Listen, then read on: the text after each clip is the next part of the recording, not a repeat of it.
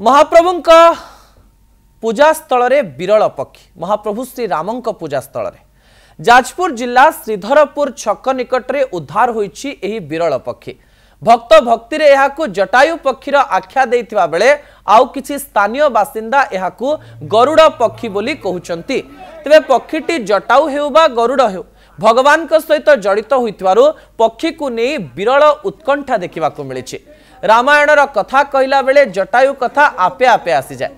माता सीता को जेतेबेले रावण अपहरण करि नेउथिला रावण को अटकाइबा को चेष्टा करुथिला जटायु आउ रावणर आक्रमण रे प्राण हराइथिला जटायु पक्षी।